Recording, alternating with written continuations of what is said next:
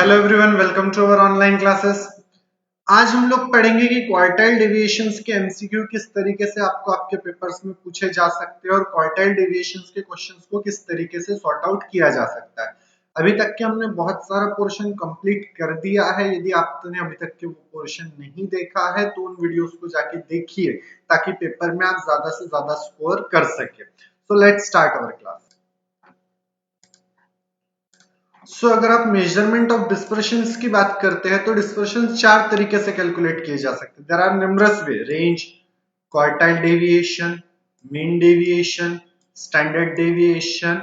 ऐसे अलग अलग तरीके हैं। हम एक एक वीडियो में एक एक पोर्शन को कवर करेंगे ताकि आप बड़ी आसानी से हर चीज को समझ सके। सो here is your first question. पहले किसी भी क्वेश्चन को समझने के पहले आप उनके फॉर्मूले को समझिए कि वो फॉर्मूला किस तरीके से काम करता है। आपको यदि क्वार्टाइल डेविएशंस की बात की जाए तो क्वार्टाइल डेविएशंस में आपको इतनी चीजें पूछ सकता है। पहला Q1, दूसरा Q3, तीसरा क्वार्टाइल डेविएशन, चौथा कोएफिशिएंट ऑफ क्वार्टाइल डेविएशन और पांचवा इंटर क्वार्टाइल रेंज।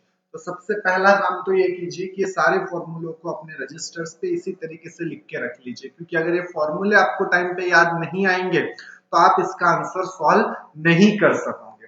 Q1 का मतलब होता है लोअर क्वार्टाइल, Q3 का मतलब होता है अपर क्वार्टाइल। फॉर्मूला लिख लीजिए। QD means quartile deviation, Q3 minus Q1 divided by 2।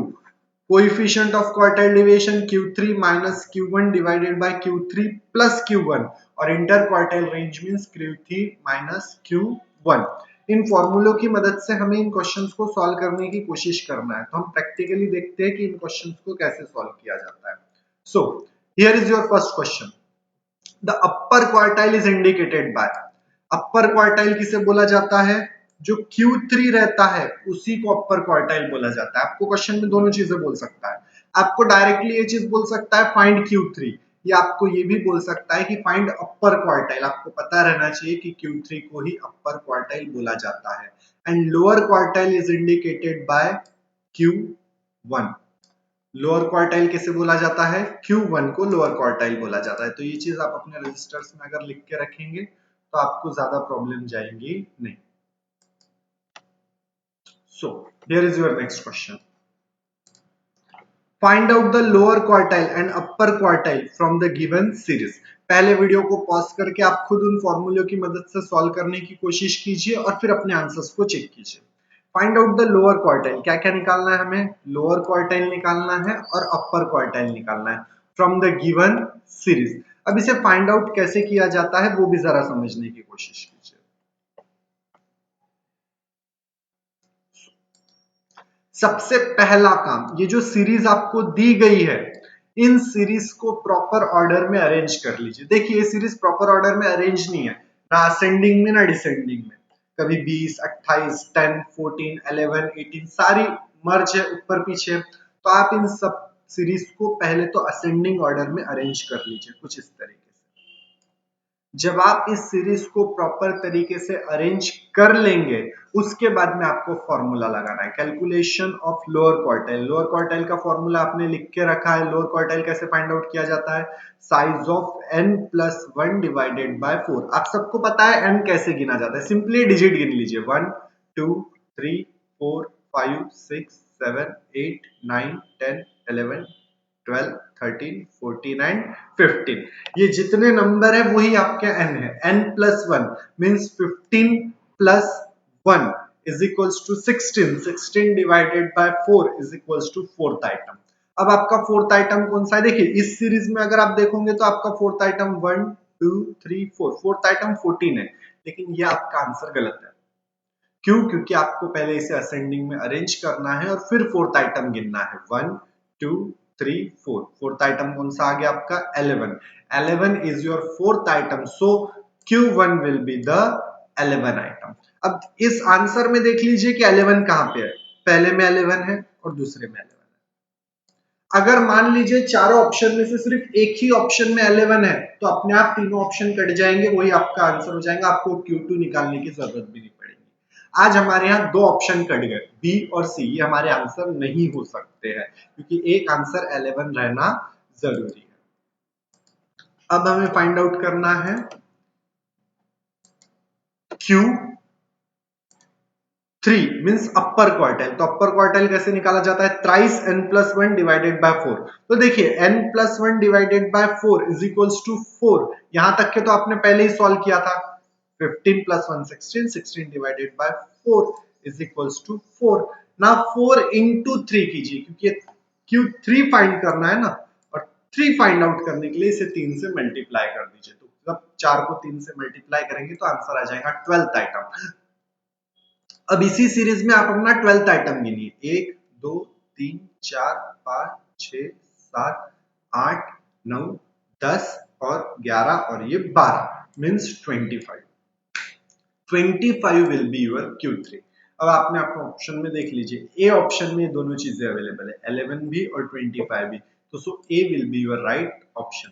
ये सारी चीजें लिख के रखेंगे तो आपको पेपर के टाइम पे कॉम्प्लिकेशंस नहीं जाएंगे। नेक्स्ट क्वेश्चन, यदि Q1 11 है और Q3 15 है तो फाइंड इंटर क्वार्टाइल रेंज। आपको इंटर क्वार्टाइल रेंज का फॉर्मूला पता रहना चाहिए। अगर आपको फॉर्मूला पता है तो आप कोई भी क्वेश्चन बड़ी आसानी से सॉल्व कर सकते हो। फॉर्मूला क्या है? Q3 minus Q1। Q3 15 है और Q1 11 है, इसको माइनस कर दो, बड़ी आसानी से आपको आपका आंसर मिल जाएगा कि आपका आंसर 14 है करके। Let's have a look on complete answer. देखिए यहां बड़ी आसानी से इसे सॉल्व करके दिया हुआ है, Q3 minus Q1 is equals to 14। So 14 will be your right answer. ये ऐसी छोटी छोटी चीजें तो आप बड़ी आसानी से सॉल्व कर सकोगे पेपर में, और इसके मार्क नहीं जाने चाहिए, क्योंकि ऐसी सिंपल सिंपल चीजों के भी मार्क जाते हैं तो अखरता है। इफ Q1, यहाँ पे भी Q1 11 है, Q3 25 है, इंटर क्वार्टाइल रेंज। अब कौन सा क्वार्टाइल रेंज पूछा है? Inter quartile deviation. ये चीज समझिए थोड़ा सा ध्यान से। अगर हम पहले क्वेश्चन की बात करें, अभी एक सेकंड पहले हमने कौन सा क्वेश्चन देखा है, तो इसमें क्या पूछ रहा था? वो इंटर क्वार्टाइल रेंज पूछ रहा था। इंटर क्वार्टाइल रेंज का फॉर्मूला क्या है? Q3 minus Q1। लेकिन आज इस क्वेश्चन में क्या पूछ रहा है, आपको जरा ध्यान से देखिए। यहाँ इस क्वेश्चन में आपको इंटर क्वार्टाइल डेविएशन पूछ रहा है। इसमें कंफ्यूज होना नहीं कि एग्जैक्टली क्या पूछ रहा है। तो इंटर क्वार्टाइल डेविएशन कैसे फाइंड आउट करेंगे वो भी जरा देख लीजिए। अगर आपको इंटर क्वार्टाइल डेविएशन पूछता है तो Q3 minus Q1 divided by 2। Q3 minus Q1 करोगे तो 14 आंसर आ जाएगा, और फिर उसको 2 से डिवाइड करो तो 7। सो ए 7 will be your right answer. ये फॉर्मूले लिख के रखिए, आपको बार बार एक ही चीज बताई जा रही है, क्योंकि बिना फॉर्मूले के आप कोई भी आंसर सॉल्व नहीं कर सकोगे। Find coefficient of quartile deviation. आपको कोएफिशिएंट फाइंड आउट करना है क्वार्टाइल डेविएशन का। हमने आपको पहले ही इसका फॉर्मूला बताया था कि आप कोएफिशिएंट किस तरीके से फाइंड आउट कर सकते हैं। So here is the formula to find out coefficient. Q3 minus Q1, Q3 minus Q1 करोगे तो 14 आ जाएगा, और Q3 plus Q1 means 25 plus 11। ऊपर उसी डिजिट को माइनस करो और नीचे उसी डिजिट को प्लस करो, 36। 14 divided by 36 means 0.38 will be your correct answer. So you can simply take 0.38b will be your right answer. Calculate Q1 from the following data. आपको सिर्फ यहाँ पे लोअर क्वार्टाइल फाइंड आउट करने बोला है। मैं पहले भी बोला था सबसे पहला काम क्या करेंगे, इन सीरीज को प्रॉपर ऑर्डर में अरेंज कर लेंगे। So after arranging this series in a proper order, simply put out the formula of n plus 1 divided by 4. 10 plus 1 divided by 4. अगर 10 plus 1 करते हो तो 11, और 11 divided by अगर आप 4 करते हो तो आपको जो आंसर मिलेगा वो 2.75 मिलेगा। यहां से थोड़ा सा समझने की कोशिश कीजिए। 2.75 आपका आंसर मिला है, लेकिन आपके पास 2.75 वाली आइटम तो है नहीं। आपके पास कौन सी आइटम है? आपके पास एक सेकंड आइटम है और आपके पास एक थर्ड आइटम है। आपको ना सेकंड आइटम देना है निकाल के, ना थर्ड आइटम। आपको इन दोनों के बीच में की एक आइटम देना है जो 2.75 है। तो कैसे निकालेंगे? तो जरा ध्यान से देखो, सेकंड आइटम तो पूरी है, मीन सबसे पहले 250 लिख लीजिए। ये जो आंसर आया ना 2 पॉइंट, तो 2 पॉइंट है तो सेकंड आइटम ले लीजिए, मीन 250। और 0.75 है तो आप 0.75 कैसे निकालेंगे?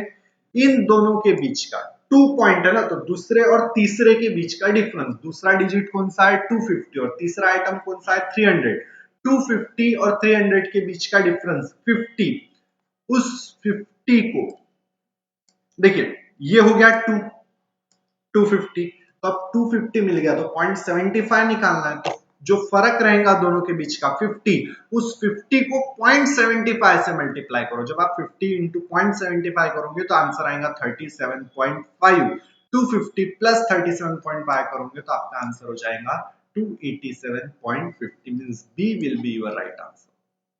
ये चीज समझने की कोशिश कीजिए कि वो पॉइंट कैसे कैलकुलेट किया है, बाकी फिर आप तो समझ जाएगा। Next question, Q3 find out करना है, मींस अपर क्वार्टाइल फाइंड आउट करना है। अब जब भी अपर क्वार्टाइल फाइंड आउट करने की बारी आती है तो सबसे पहला काम वो इस सीरीज को अरेंज कर लीजिए।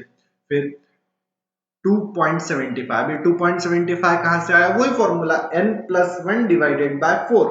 n कितना है आपके पास 10, 10 plus 1, 10 plus 1 means 11, 11 divided by 4 means 2.75, 2.75 into 3 means it will create 8.25, तो 8th आइटम, 8 पॉइंट है ना, तो 8th आइटम पूरा लीजिए, 1 2 3 4 5 6 7 8, ये 8th आइटम 800, ये पूरा लीजिए।